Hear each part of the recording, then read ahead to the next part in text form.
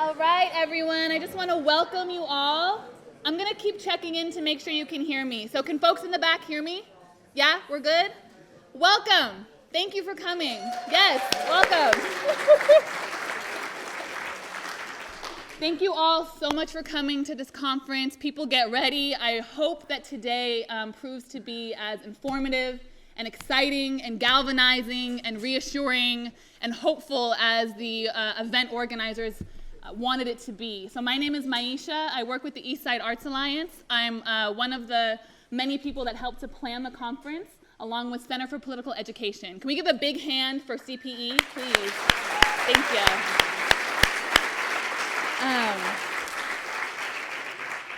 So you all have a program, I hope. It looks like this. You should have gotten it when you registered. I hope you do register and sign in with your email because we'll be sending out notes for the conference in a week, and so you'll want to get those. A couple of things for the program. Unfortunately, the Frederick Douglass Ensemble will not be joining us today. I know. So I'm very sorry. Hopefully, if you came for them, you'll stick around for everyone else because they're pretty brilliant, although they won't be singing, I don't think, or playing instruments. But I don't know, maybe. We'll see. We'll wait and see. So that's happening. Another adjustment to the program is fortunately, Karina Gould cannot join us. She's terribly sick, so she's recovering. But we have, in my estimation, a wonderful person to fill in for her for the opening, which is my homie and friend, George Galvis, who I'll be introducing in a minute. I want to make sure that folks know where bathrooms are and everything else. There's some on this floor. There's an all-accessibility bathroom on the floor below us. And I'll finish up our welcome afterwards with some more housekeeping details. But first, I want to make sure everyone is comfortable. Is everyone good? Comfortable? Got some water? You okay? Are we ready to get into this? Yeah. Okay, good. So I want to introduce my dear friend George. I've known George for many years. I first met him when I was working at LSPC, Legal Services for Prisoners with Children, to which he is a board member. And you might know George now from Communities United for Restorative Youth Justice, Courage, in East Oakland. And he's going to be doing a welcome. He's going to bless the space for us and going to invite all of us and our ancestors into our space.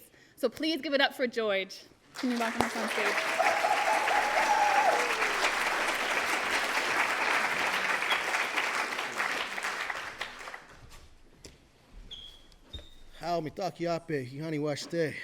Good morning, relatives. It's a good day.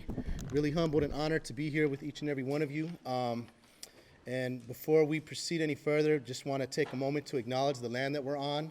We are on occupied Muwekma Ohlone land, and so let's take a moment just to kind of honor the ancestors of this land and the spirits of this land. As we're gathered here for resistance, recognize that there's legacies and generations, intergenerational indigenous resistance. So let's take a moment just to kind of acknowledge those spirits, please.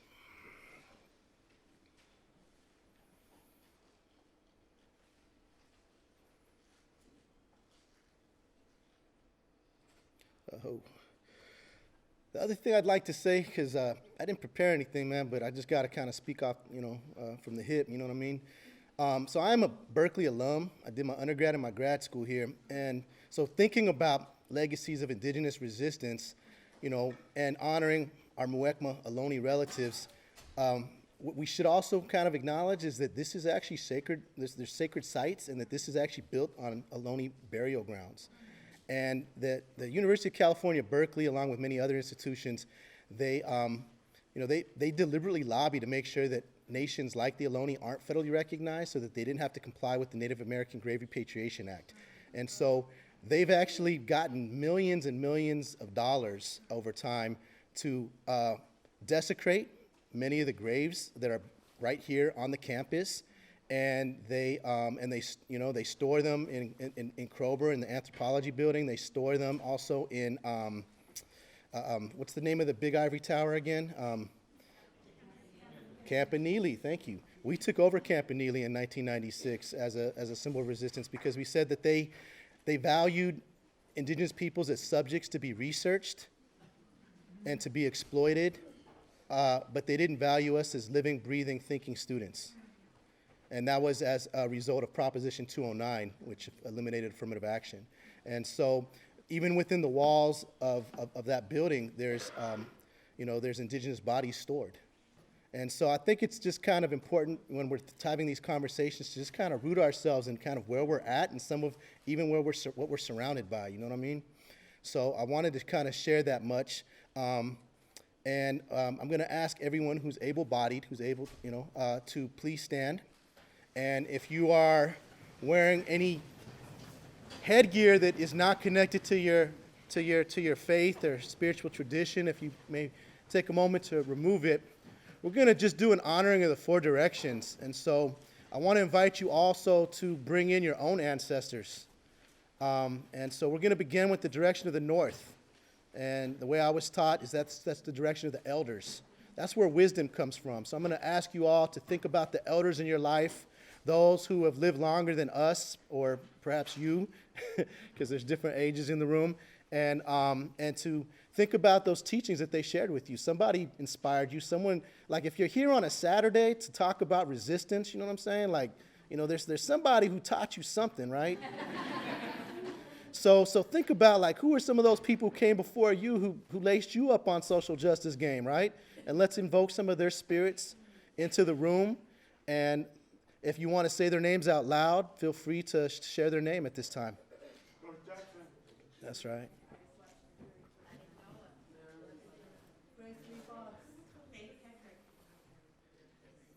Aida Cañamero. All right. Thank you all. So now let's take a moment to think about the direction of the South. The direction of the South is the direction of the children. It's where dreams come from, vision, hope. And, as a father of three beautiful daughters, woman warriors in the making, my daughters are sometimes my biggest teachers, especially my teenager. She teaches me patience. So I want you to think about the children in your lives. Think about what they teach you. I think it's sometimes, a friend of mine wrote on social media recently, some of y'all are too woke, take a rest, take a nap, rest, you know what I mean? And some people got mad about that, about that posting. But the way I interpret it is like, if we can't focus on what really matters, which is love and our children and our family and all those things that are sacred, like that's what we're fighting for, then you know what I mean? Then we can become just like the colonizer, just like the oppressor, you know what I mean? So I want to invite us all to think about the children in our lives and what they teach us.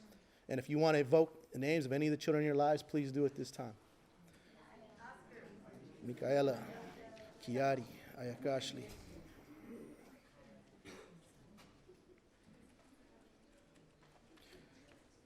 So I want to move us to the direction of the West. It's the direction of the women. It's the direction of the life givers.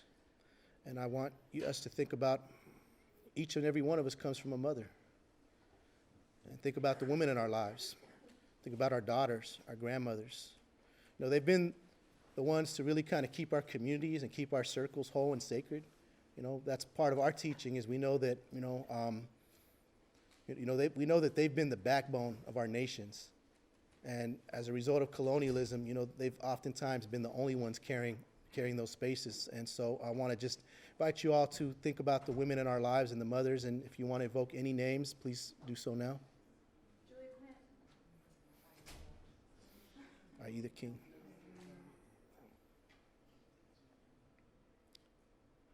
I want to move to the direction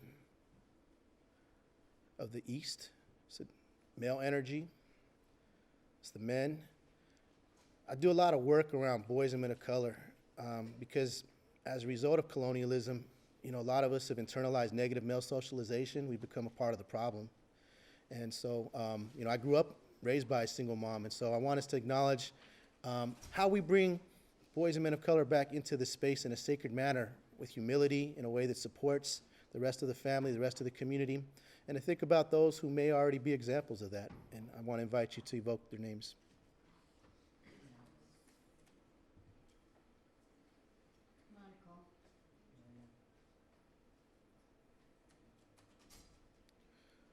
So I want to invite us to go to what we call the fifth direction, fifth and sixth.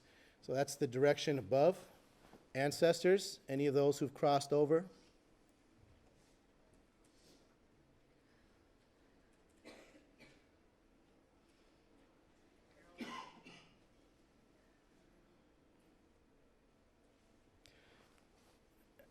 and the earth, the grandmother that provides all the food, the nourishment for us, and the abundance. And the seventh direction is the direction that connects us all. And I want to take a moment to acknowledge all of our two-spirit relatives, because they become the gatekeepers of the male energy and the female energy.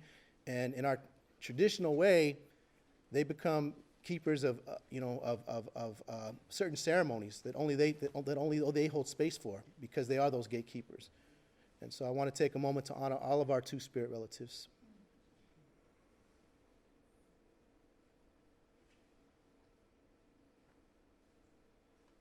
All right.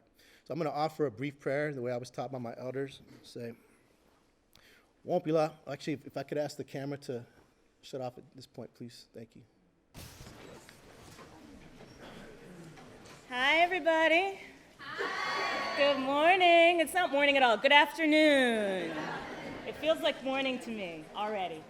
I just want to say, if you are having a hard time finding a chair, there are chairs in the front, but there is also overflow in room 219, simulcast. So if you are more comfortable going up there, room 219 is the room to go to. So on behalf of the Center for Political Education, I'd like to welcome you to People Get Ready, Building Resistance in the Trump Era. My name is Rachel Herzing, and I'm one of the co-directors.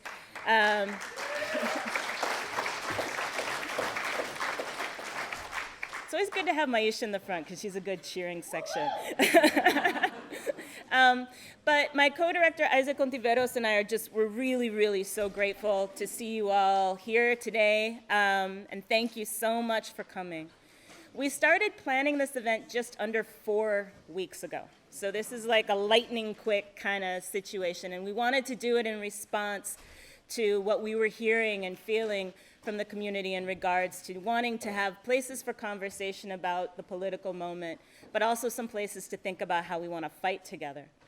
Despite all of the challenges of making invitations and finding a location in the last 2 weeks of December, which I would not advise really to anyone, with the help of our fantastic planning group, I'm going to say all of their names because I think they're amazing. Sabiha Basrai, Claire Bayard, Sinyaka Bryant, Nadal El Haidi, Linda Evans, Michelle Foy, Sarah Kirshner, Nathaniel Moore, and Maisha Quint. We can have a hand for all of them.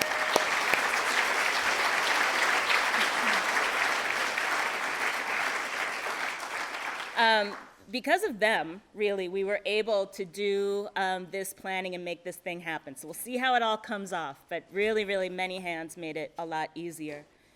The Center for Political Education is a Bay Area resource for political organizations on the left, progressive social movements, the working class, and people of color.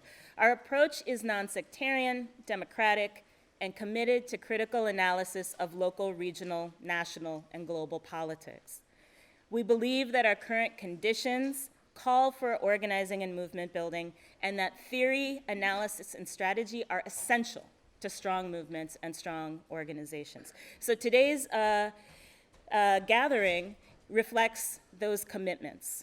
We know that there are lots of conversations happening, that many of you have participated in these things. Some of they're like national, in-person, and web-based, and there's all kind of stuff going on. Some of you may have participated in last week's two-day conference in Oakland at the Omni. We understand there are many, many opportunities right now, and we understand this as part of that swirl of things. It's by no means definitive or comprehensive, but it's the beginning of conversations that we hope will continue as we fight together to resist state repression, authoritarianism, and other articulations of the terrible things that we probably can anticipate under Trump. I don't know if you saw this morning his, he's the tweeter in chief. Last night, he denigrated one of our amazing civil rights leaders, right, John Lewis, and said that he was all talk and no action. Donald Trump was saying that John Lewis is all talk and no action. So that's a very, very small indication of kind of what things will be like under him. So we think that fighting right now is important. We wanted to bring people together to think, learn, and share about the political moment we're living in, the politics that have given rise to the Trump regime, and the threats to communities, organizations, and movements in struggle. We hope this conference will be a space that helps people relate to the gravity of the period while leaving you committed to organizing and to fighting back. We know today will have flaws. So I already, for instance, found a bunch of typos in the program text that I sent to Sabiha, who beautifully designed this. So if your name is misspelled or some other thing is wrong in here, that's my fault. And that's probably the tip of the iceberg of the flaws with today. And I know, we're probably not going to meet everybody's desires and wishes, but what we do hope is that you'll see our work here as a good faith effort to begin what we hope will be ongoing discussion with you about what we're up against and ways to fight. I want to, honor and acknowledge the traditional custodians of this land and thank George very, very sincerely for filling in for Corinna and for grounding us in such a good and powerful way and respectful way. I also would be remiss if I didn't just name a couple more people to thank. I want to give a special shout out to Michelle Foy and Jade Svea Helfand, for coordinating childcare. That's in room 243 upstairs if you need that. And Lucas Guilkey and Brooke Anderson and Steven Sanchez, who are our videographers today. I want to thank all our presenters and everyone who chipped in responding to last-minute requests, and they were coming fast and furious at the end. So thank you all very much for that. Everybody who's agreed to present, and all of you who helped spread the word about today. So for all your efforts, we are very, very grateful, and let's have a really great fighting day. Thanks so much.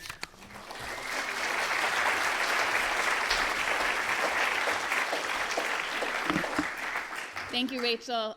So the planning committee, when thinking about how to open and welcome and set the tone for today, we were really trying to find a speaker who could ground us politically, who could inspire us through her words and the work that she's done, and we could think of no one better than Linda Burnham.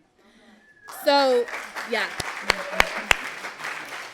So Linda Burnham is an activist, writer, and organizational consultant. She is senior advisor to the National Domestic Workers Alliance, which works to improve labor conditions and create protections for domestic workers. She co-founded the Women of Color Resource Center in Oakland, California in 1989 and was its executive director for 18 years. And that's how I first came to know of Linda. So I just want to specifically shout you out and thank you for that work.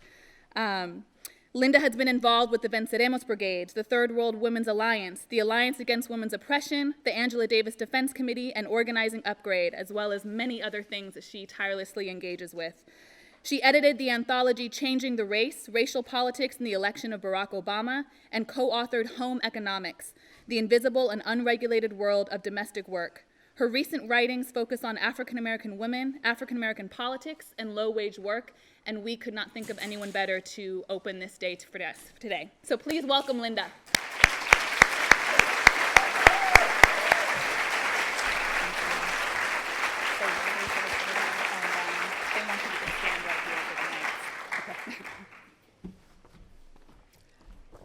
Hey, good people. Thanks for coming out. Beautiful day out there, so you could have been doing all kinds of stuff. I wanted to start by reading you some words from June Jordan. Everybody know who June Jordan is? She was on this campus for a long time and started Poetry for the People, which I think is still going on. Yes. Yeah, maybe with Aya. Yeah. Yeah, so I wanted to start with June. This is not such a hot time for you or for me. This was not a good time to be gay. Shortly before Wednesday, midnight on a Wednesday, massacre felled 8 homosexual Americans and killed 2. One man was on his way to a delicatessen and the other on his way to a drink. Using an Israeli submachine gun, the killer fired into the crowd, later telling police about the serpent in the garden of his bloody heart, and so forth. This was not a good time to be Black. Yesterday, the Senate passed an anti-busing rider, and this morning, the next head of the Senate Judiciary said he would work to repeal the Voter Registration Act. And this afternoon, the Greensboro jury fully acquitted members of the Klan and the American Nazi Party in the murder of 5 citizens. And in Youngstown, Ohio, and in Chattanooga, Tennessee, and in Brooklyn, and in Miami, and in Salt Lake City, and in Portland, Oregon, and in Detroit, Michigan, and in Los Angeles, and in Buffalo, Black American women and men were murdered, and the hearts of 2 of the victims were carved from the bodies of the victims, etc. This was not a good time to be married. The Pope has issued directives concerning lust that make for difficult interaction between otherwise interested parties. This was not a good time to be married. This was not a good time to buy a house at 18% interest. This was not a good time to rent housing on a completely decontrolled rental market. This was not a good time to be a Jew when the National Klan agenda targets Jews as well as blacks among its enemies of the purity of the people. This was not a good time to be a tree. This was not a good time to be a river. This was not a good time to be found with a gun. This was not a good time to be found without one. This was not a good time to be gay. This was not a good time to be black. This was not a good time to be a pomegranate or an orange. This was not a good time to be against the natural order. I'm going to come back to June in a little bit. That was a poem of hers called From Sea to Shining Sea. And I think June needs to be in the room with us today. And I brought her into the room for a couple of reasons.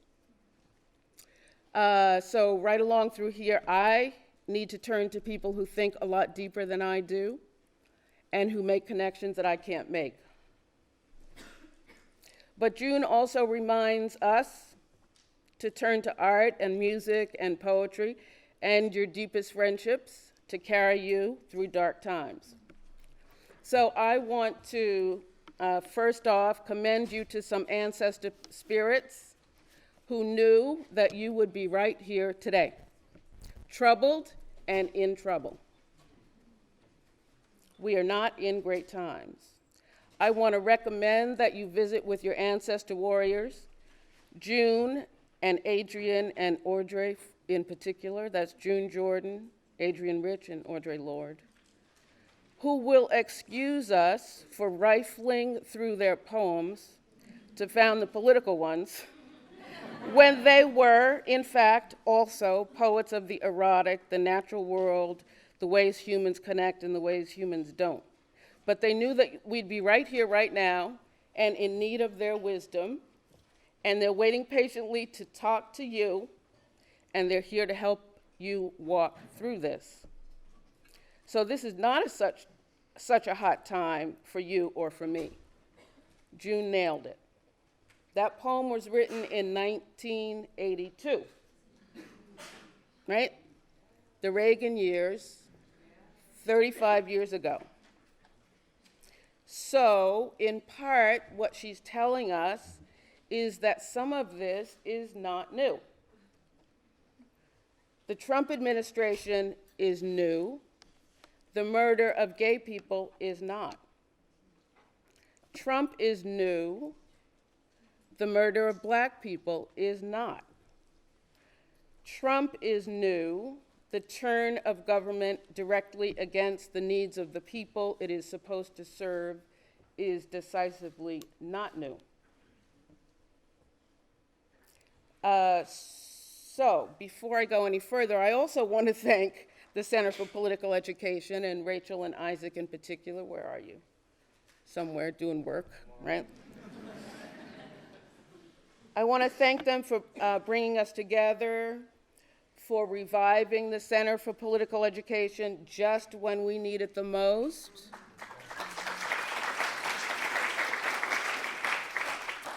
For giving us this opportunity to think together so that we can act together in greater and greater alignment and to greater and greater effect. I want to thank Rachel and Isaac for reminding us that we need to ground our actions in a deeper understanding of history, in more careful thinking, and in sound theory. And I want to use this time with you. I haven't come with any ready-made answers. And I'm going to suggest to you that anybody who tells you that they have the ready-made answers is possibly a charlatan. Certainly somebody with an overinflated sense of, whatever. But I do want to identify some questions that really need our collective mind. I want to indicate some of the knotty problems that we're facing right now, right in front of us, and have us think some of that through in order to be able to meet this moment with our most effective and best selves. So, I'm an old girl, so I'm a veteran of many, many, many iterations of political education. Woo! And in the way back in the day, we spent a fair amount of time talking about dialectics. The dialectics of this, the dialectics of that. A good part of that time we were talking out of our backsides. We didn't know exactly what we were talking about. But nevertheless, I want to invite you today to do a little bit of dialectical thinking with me. And by that, what I mean really simply is I want to invite you to think with me about how we're holding ideas that are difficult to hold at the same time. How we're holding ideas that seem like they're in opposition to each other or contradictory. How we're holding ideas that seem like they're mutually exclusive, and how we're bringing them into connection with each other, and how making those connections help us move forward. So that's some of what I want to explore with you today. And there are 4 sets of things I want to talk about, and I'm not going to have time, so I'm going to do shorthand. I'm just going to throw it out there, and you're going to make the most you can out of it, right? They didn't give me all day. They just gave me a few minutes. So 4 sets of ideas I want to explore real briefly. First, I want to explore the relationship between short-term and long-term, what our immediate realities and urgencies are, and something about kind of the longer arc and the deeper dynamics, the longer arc of history. I want also for us to think together about what it means to try to figure out how to build the ranks of the left and how to, at the same time, build the broadest possible alignment against authoritarianism. I want us also to think together, and I'm hoping that you bring these conversations into your workshops, but I want us to think together about the relationship between the part and the whole, the particular and the general. I want us finally and briefly to be in conversation about the relationship between revolutionary imagination and the world as it actually is. Yeah, all that stuff, right? Have you all been thinking about all this? Yes, you have, in one way or another. So we're going to get to think about it some more. And like I say, I'm doing shorthand here, so bear with me. So on that first one, short-term, long-term, urgencies of the moment, long arc of struggle, long arc of history. A lot of us woke up on Wednesday, November 9th, and we said, wait a minute. What just happened? We were stunned, and some of us are still reeling. And there's no way to understand what just happened by following the news or following tweets, Trump's tweets.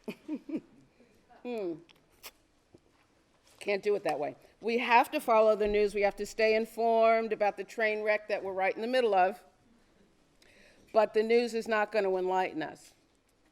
And so to answer what just happened,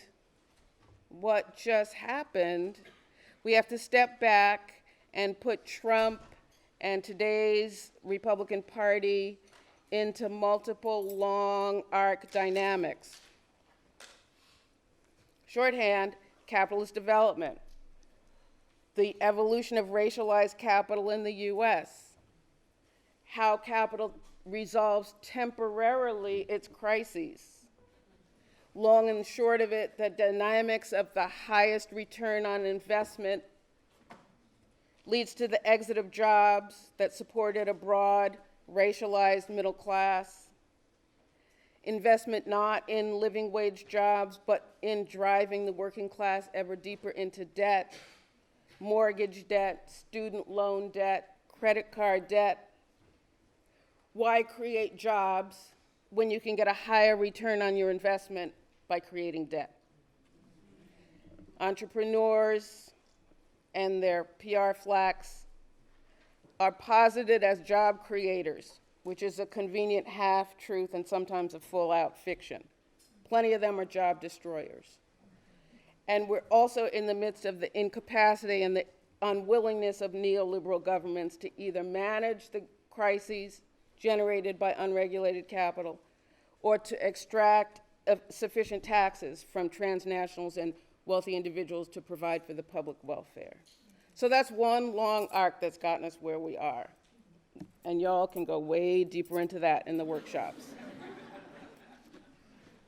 Racial resentment. I'm right now trying to write a piece, and I'm struggling with it, on the kind of liberal panic about identity politics and the white working class. Some of you have followed all of that. It's out there in the world. And one of the things that keeps coming back to me as I'm trying to write that piece is I have on a CD, there's a band that plays underground under Times Square. It's called the Ebony Hillbillies. Long story short, one of the cuts on their CD is, I'd rather be a nigger than a poor white man. So what are they? Yeah, that's a tough one, right? But they're saying something there. What they're saying has to do with suffering from delusions about the master, suffering from delusions about who you actually are, and the very high price you pay for persisting in delusion.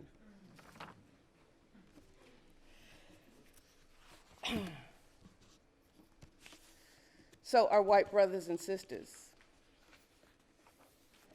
when things don't quite go right, when that other long arc we just talked about, that arc of capitalist development, comes back and bites you in the butt, those delusions lead to displaced rage and resentment.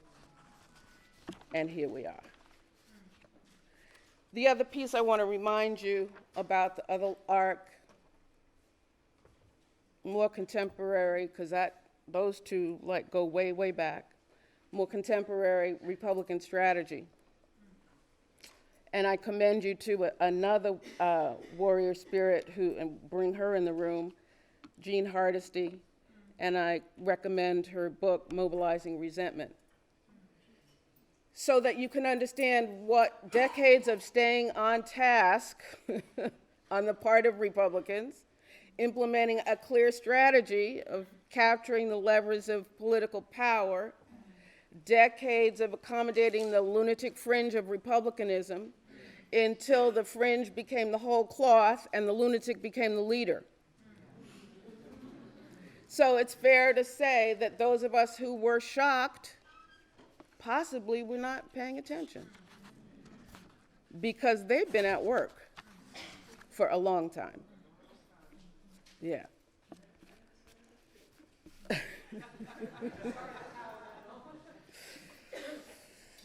So, I'm only trying to indicate that staying current is really important. We have to keep up with the news. We have to keep up with what's going on.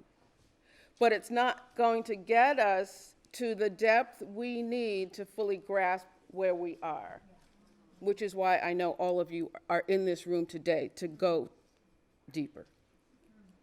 So all of this is worth studying more deeply, being put into relationship with the immediate issues of why someone who wants to privatize public education is being put in charge of the Department of Education, and why someone who at bottom would really, really, really prefer if black people didn't vote why he will be our next Attorney General. So how do we respond to the immediate demands of unfolding events versus strategic orientation to the changing balance of forces? So, okay, long-term, short-term, that first bit was putting the present in the context of the long arcs of the past, multiple arcs of the past. The other bit about short-term, long-term is the relationship between how we respond to unfolding events, how we respond to what's immediately on our agenda, and how we relate that to a strategic orientation to changing the balance of forces over time. There's an urgency to being in the mix. There's an urgency to being responsive to unfolding events. I'm personally getting on a plane on Wednesday to go to the Women's March. Woohoo! Hello! And I know that the Women's March is not going to be enough. We can march, we can generate online petitions, we can protest one Trumpian outrage after the other. But the fact of the matter is that the left is bereft of strategy. Can I get an amen on that? Yes, thank you. Okay. So if we only march and do petitions and protest each and every outrage, which we will exhaust ourselves, people, right? We will exhaust ourselves. The tactical moves outside the context of a coherent strategy do not create the ground for forward momentum, for shifting power, for creating new and better conditions for us to fight in. Somewhere, and we are the ones, all right? There isn't some other set of people in a room somewhere developing strategy. Okay? I know that. I've been all over the country. Okay? We are the ones in this case. We are the ones. So, I'm hoping you all have Defeat Trump in 2020 on your agenda. I hope we can unite on that and commit ourselves to the practical work of making that happen. That doesn't resolve any of those long-term dynamics. Not a one.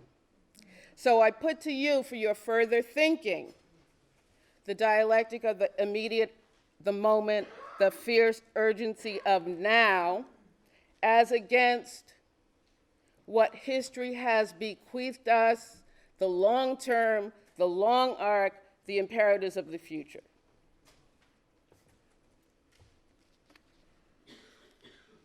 That was the first.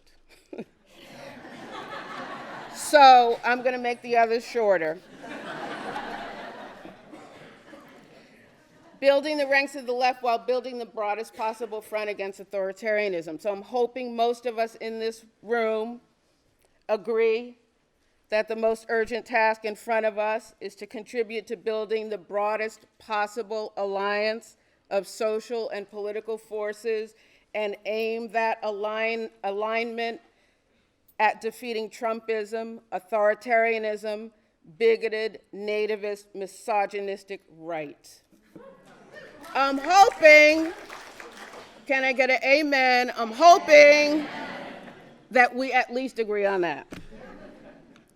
So we're going to spend some time this afternoon in the workshops talking about what it takes to cohere such an alignment, the political contours of it, the demographics of it, the geography of it, the tactics of it, et cetera, et cetera, et cetera.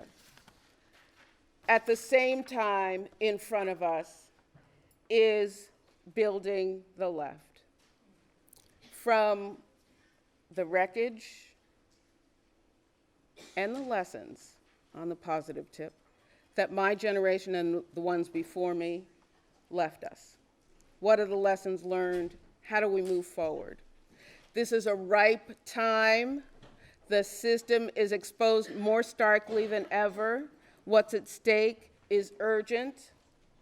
How can a left that is fractured and diffuse work in this political environment in ways that enable it to gain coherence, clarity, and strength? I'm not giving you an answer. I'm just posing that it's a question for your consideration. I want to move on to the part and the whole, the particular and the general. So some of us are enmeshed in 501c3ism.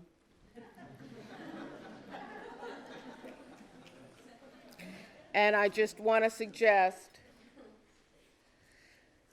that we need to learn how to bring our lessons and our constituencies into relationship with the political dynamics that are core to moving national politics.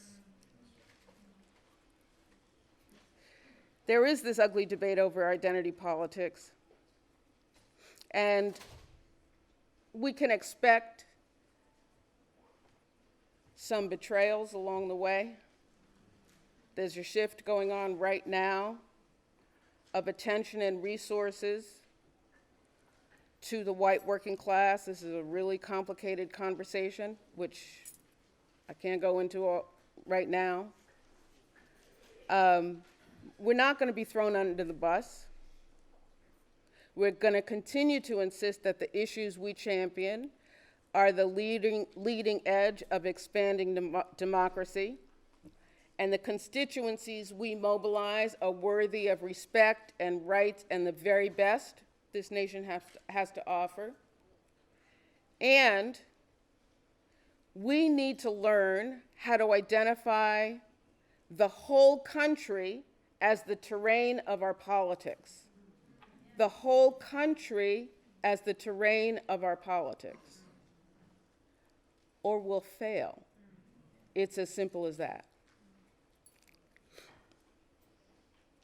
We need to have a long-term orientation in a period when unions are in steep decline, in a period of skillful, pervasive messaging from the right, in a period of pain and shame in poor white communities. What do we bring to that? What do we have to offer? Thank you. Thank you. But we got to dig deep.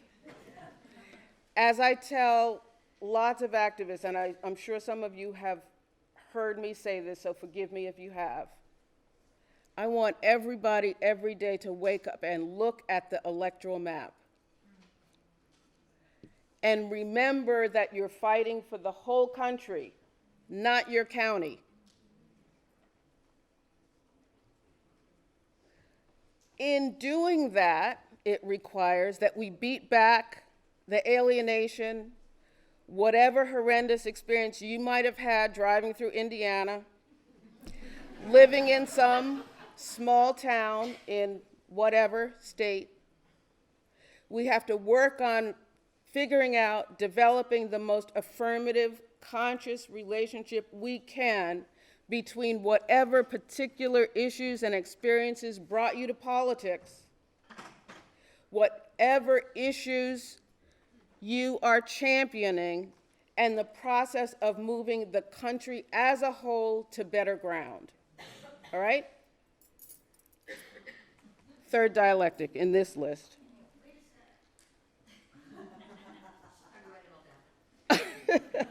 I think they have it on camera.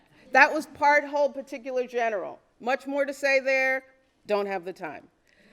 Fourth, revolutionary imagination and the world as it is. All I want to say here is don't substitute your revolutionary imagination for the brutal realities we currently face. And don't let the brutal realities we currently face to subdue or constrain your revolutionary imagination. We need the you who is practical and effective and relentlessly clear-eyed about what we're presently facing and what it will take us to get from here to someplace better. But we also need the you who is driven by the certainty that we can do much, much, much better. The one who knows that humans have the knowledge and skills and resources and humanity to create a world that's free of want and full of love. So I encourage you to work on the relationship between your revolutionary imagination and the world as it is. I want to tell you a story. That's all right. Quick story. In the days following the election, I was like, I can't open this water bottle. I was like, really, white people? This is what you brought us? Really? That's where I was. And I walked into, on the Thursday following the Tuesday, I walked into a room full of white people, and I'll admit to you, it was a yoga class.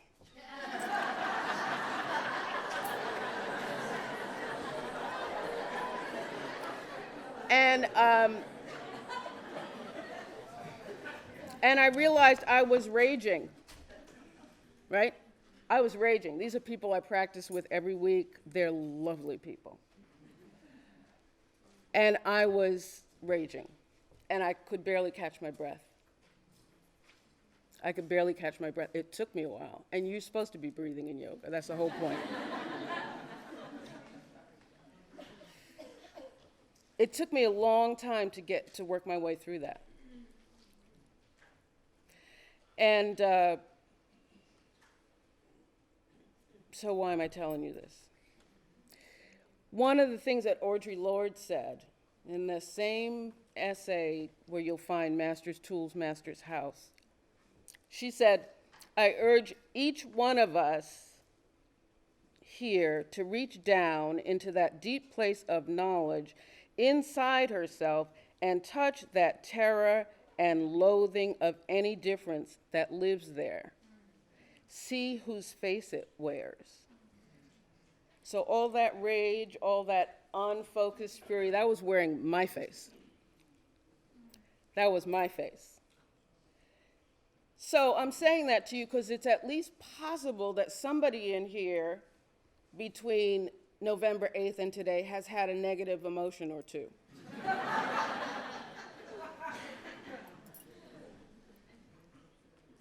It's possible. And maybe this is another dialectic, I don't know. We need you to bring your best self. That nasty, rageful, unfocused, resentful self, we need you to figure out how to set that down. You need to find the people who can withstand all your negative energy and still love you. Find those people. You need to find the ones who can tell you to stay in the house until you can find and present a better version of you. I'm serious. Because I can come out looking really bad. You need to find the ones who will remind you to do whatever it takes to restore you to your brilliant, generous self, ready to meet the moment and the world, and ready to interact with our multiracial, multi-ethnic, multi-gendered, all faiths, no particular faith, beautiful, confused working class. I'm not done quite yet. I'm going to read you something. I know I'm past time, but I got to see if I can find this thing. Has anybody in here heard of the, has anybody in here heard of the Lady Parts Justice League? Yeah. Hey. So, for those of you who have not, the Lady Parts Justice League is organizing a Snatchback event, Snatchback. And at that event, there's going to be singing, there's going to be drinking songs, there's a whole musical written about tampon applicators. There's going to be cheering for the Pussy Grabs Back brass band. Hello. So why am I telling you that? I'm telling you that because there are opportunities galore out there for organizing. I have 1 minute. The moment is demanding something of us, but sometimes the news is so constant and so overwhelming that we can't catch our breath and figure out what our best contribution is. The Pussy Grabs Back brass band is not sitting around waiting to figure out what their best contribution is. They've figured it out. They have figured it out, right? So there's a moment, in a moment of chaos is also a moment of creativity. It's a moment of generative spirit. People want connection. I've had conversations with people I've never had conversations with before. They've gone deep. So it's for us to meet people where they are, to learn from them and incorporate their experience and understanding in the world into your store of knowledge about this complicated world we live in, and to share with them what you've learned from your years of organizing and study. Get with your people and figure out what your best contribution is in this moment. What do I need to do to change my life, to change in my life, to change in my organization to bring that contribution? And how does that contribution relate to all those other dialectics we talked about, the part, the whole, the short-term, long-term, core, front, imagination, reality? I have to close, but I'm going to read you the rest of that poem if I can find it. I haven't read the whole thing. I want you to go back and I want you yourselves to go find it. So I'm closing with June. So you'll remember June said, "This is not such a hot time for you or for me." At the end of the poem, here's what she says. She says, "Wait a minute. Sucked by the tongue and the lips while the teeth release the succulence of all voluptuous disintegration, I am turning under the trees. I am trailing blood into the rivers. I am walking loud along the streets. I am digging my nails and my heels into the land. I am opening my mouth. I am just about to touch the pomegranates piled up, precarious. This is a good time. This is the best time. This is the only time to come together. Fractious, kicking, spilling, burly, whirling, raucous, messy, free, exploding like the seeds of natural disorder."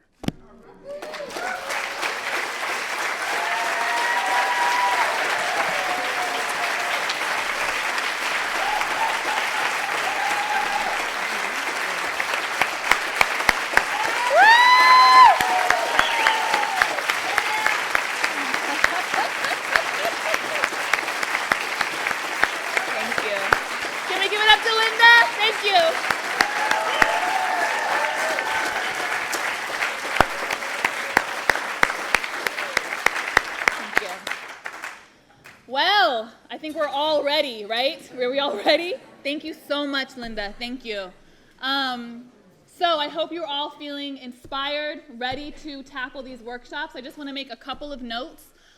For the workshop, so there's going to be 2 workshops in one block of time. Does that make sense to everyone? So this next block has 2 workshops. The one that's in 182, I don't have a program in front of me. Thank you really quickly. So the workshop that's in room 182, which is right out the door to the left, trying times. If that is full, if there's not enough space in that room, there's an overflow room for that session, and that's going to be in room 219, okay? I just want to also point out, if the session that you want to go to is full and doesn't seem, don't leave, don't get a bagel, just go to another session, right? Because these are all amazing sessions. We really tried to find presenters whose work and experience is just brilliant beyond pale and can really speak to the topic that they're talking about. There's no bad session, I promise you, at this conference, okay? There's no bad session. But if 182 is full, there's an overflow room, and there's also another session happening. Right in here, okay? Another word I want to say, I know that this room is filled with also brilliant, like-minded, organizing wonders. I know that. And so I know that you're going to bring your best self also to the sessions, and we're all going to listen to each other respectfully. We're all going to make sure that we're hearing each other, and we're all going to make sure that we're going to walk away with something that we didn't come in having. Is that right? So I just want to put that, I know you can do this. We can all do this. I'm just reminding us that we can do this. On that note, we also might have come with information that we want to share. We put nice big pieces of paper in every single room that you can put your announcements on, because we also don't have a lot of time. We wish we could have had Linda speak all day. We don't have a lot of time. So I say that to say, please make your announcements on those big, nice, white, huge pieces of paper, where you can announce things and people coming in and out of the breakout sessions can see them. So we don't take up a lot of time in the session actually making announcements. Can everyone agree to that? I love you all. Yes, you can. Okay, so with that said, I hope you have great sessions. Thank you so much and have a wonderful, changing day, okay? Thank you.